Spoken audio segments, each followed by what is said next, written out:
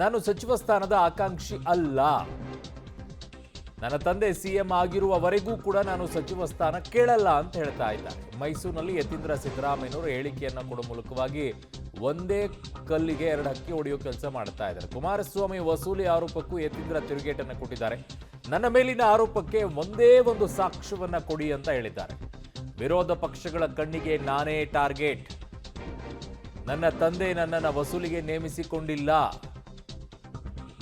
ನಾನು ಯಾವತ್ತೂ ಯಾವ ವಸೂಲಿಯನ್ನು ಕೂಡ ಮಾಡಿಲ್ಲ ಅಂತ ಯತೀಂದ್ರ ಈಗ ಸ್ಪಷ್ಟಪಡಿಸ್ತಾ ಇದ್ದಾರೆ. ನಾನು ಸಚಿವ ಸ್ಥಾನದ ಆಕಾಂಕ್ಷಿಯಲ್ಲ. ನನ್ನ ತಂದೆ ಮುಖ್ಯಮಂತ್ರಿ ಆಗಿರುವವರೆಗೂ ಕೂಡ ನಾನು ಸಚಿವ ಸ್ಥಾನವನ್ನು ಕೇಳಲ್ಲ ಅಂತ ಹೇಳಿದ್ದಾರೆ.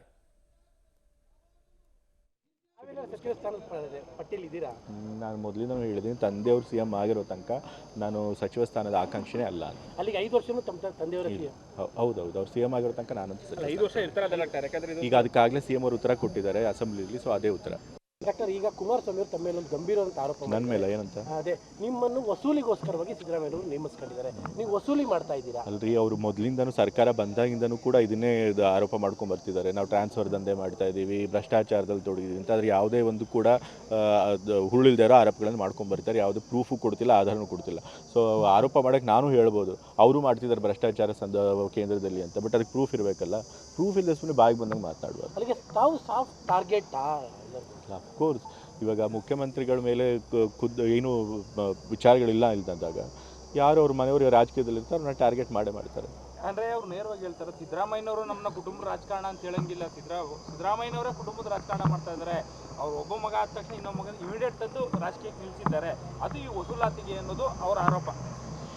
ಅಲ್ರಿ, ಫಸ್ಟ್ ಆಫ್ ಆಲ್ ವಸೂಲಾತಿಗೆ ಅಂತ ಅವ್ರು ಆರೋಪ ಮಾಡ್ತಿರೋದಕ್ಕೆ ಏನು ಸಾಕ್ಷ್ಯ ಇದೆ? ಏನು ಸಾಕ್ಷ್ಯ ಇಲ್ಲ. ಸುಮ್ಮನೆ ಆರೋಪ ಮಾಡಿದ ತಕ್ಷಣ ನಿಜ.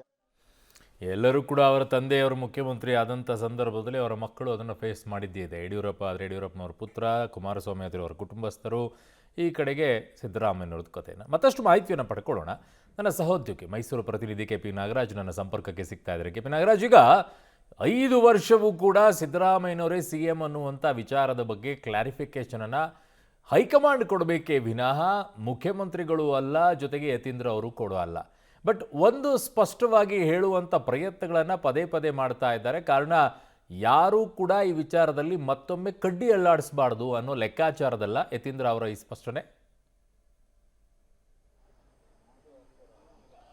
ಸಿಎಂ ಸ್ಥಾನದ ವಿಚಾರದಲ್ಲಿ ಸಿದ್ದರಾಮಯ್ಯನವ್ರಿಗೆ ಏನು ಕಾನ್ಫಿಡೆನ್ಸ್ ಇದೆಯೋ ಆ ಕಾನ್ಫಿಡೆನ್ಸ್ಗಿಂತಲೂ ಕೂಡ ಒಂದು ಪಟ್ಟು ಜಾಸ್ತಿ ಕಾನ್ಫಿಡೆನ್ಸ್ ಇರುವಂಥದ್ದು ಯತೀಂದ್ರ ಸಿದ್ದರಾಮಯ್ಯನವರಿಗೆ. ಅಂದರೆ ತಪ್ಪಾಗಲಿಕ್ಕಿಲ್ಲ ಅರುಣ್. ಯಾಕಂದರೆ ನಾವು ಕಳೆದ 2 ವರ್ಷಗಳಿಂದ ಗಮನಿಸ್ತಾ ಇದ್ದೇವೆ, ಸಿದ್ದರಾಮಯ್ಯನವ್ರಿಗೆ ಏನು ಕಾನ್ಫಿಡೆನ್ಸ್ ಕಾಣ್ತಾ ಇರ್ತೀವಿ ಒಂದೊಂದು ಸತಿ, ಅದನ್ನು ಮೀರಿದಂಥ ಕಾನ್ಫಿಡೆನ್ಸು ಸಿ ಎಂ ಸ್ಥಾನದ ವಿಚಾರದಲ್ಲಿ ಯತೀಂದ್ರ ಅವರಿಗಿದೆ.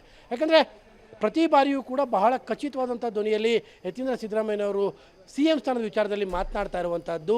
5 ವರ್ಷವೂ ಕೂಡ ಸಿದ್ದರಾಮಯ್ಯನವರೇ ಚೀಫ್ ಮಿನಿಸ್ಟರ್, ಆ ವಿಚಾರದಲ್ಲಿ ಅನುಮಾನಗಳೇ ಬೇಡ ಅನ್ನುವಂಥ ಕಡ್ಡಿ ತುಂಡಾಗುವಂತಹ ರೀತಿಯಲ್ಲಿ ಯತೀಂದ್ರ ಸಿದ್ದರಾಮಯ್ಯನವರು ಮಾತನಾಡ್ತಾ ಇದ್ದಾರೆ. ಇವತ್ತು ಕೂಡ ಅದನ್ನು ಕಂಟಿನ್ಯೂ ಮಾಡಿದ್ದಾರೆ. ಅಲ್ಲಿಗೆ ಖುದ್ದು ಸಿದ್ದರಾಮಯ್ಯನವರೇ ಅಧಿವೇಶನದಲ್ಲಿ ಸ್ಪಷ್ಟಪಡಿಸಿದ್ದಾರೆ, ಸೆಷನ್ಲಿ ಸ್ಪಷ್ಟಪಡಿಸಿದ್ದಾರೆ, ಅಲ್ಲಿಗೆ ಈ ವಿಚಾರದ ಚರ್ಚೆ ಮುಗೀತು ಅನ್ನುವಂಥದ್ದು. ಅಲ್ಲಿಗೆ ಬೇರೆ ಯಾವ ರೀತಿಯ ಚರ್ಚೆಯನ್ನೇ ಮಾಡಬೇಡಿ ಅನ್ನುವಂಥ ಅರ್ಥದಲ್ಲಿ ಯತೀಂದ್ರ ಸಿದ್ದರಾಮಯ್ಯನವರು ಮಾತನಾಡ್ತಾ ಇರುವಂಥದ್ದು.